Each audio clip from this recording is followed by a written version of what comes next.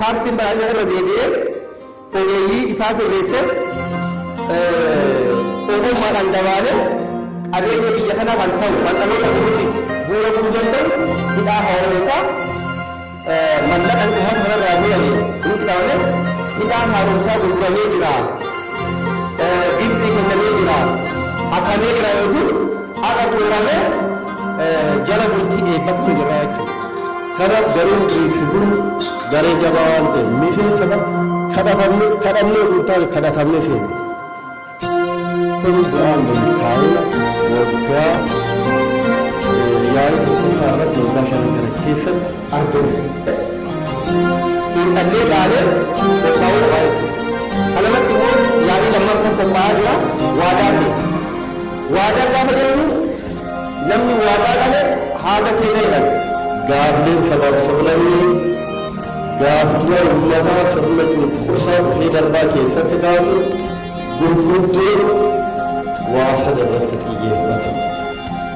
Inni biraa walqixxummaa diinagdee itti fayyadamummaa diinagdee akka wal qixxaawu keessattuu mareen laaraa irratti qotee bulaa kan jiru qabsoo gurgura gaaffilee sabaaf sablammii fi uummattoota cunqurfamtoota sabaaf sablammii biyya kana jiruuf gaaffii uummata Oromoo ture. Namni waadaa seene haala seeneedha. Uummataaf gaafa waadaa galtu biyyaaf gaafa waadaa galtu waadaa sun immoo waadaa sabaaf hin qabu qabatamaan argamuu qabaadha. Kanaaf paartii kennanneen waadarraa gara aadeffannatti ta'ee dhufaa jechuudha. Gaaffii lammataa gaaffii eenyummaati. Gaaffii eenyummaa mirga ofii bulchuu, mirga hiree ofii murteeffachuu, mirga walqixxummaa ture. Inni sadarkaa gaaffii dimokiraasii.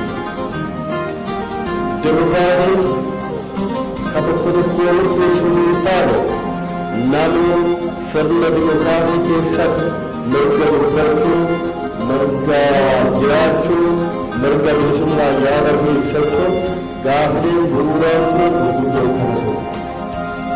Aadeffannaa jechuun sirna ta'ee atoota godhatee deemee jechuudha. Kanaaf konferansii keenyas akka miseensatti gaafa ilaalamu gamaggama keessa ofii ilaalee hanqinaalee waadaa yaa'ii tokko mata gale san adda baafatee yaa'ii lama fudhatta kan deebineef uf qopheessaa jechuudha. Qabsoo kana kanallee gara bilisaatti hin muraamu ragaadhaan kaa'u. Pirezidaantii Oromoo mara Finfinneen akka gaaffii jijjiiramaa fi sirna federaalizimiitiin bu'uura taate sun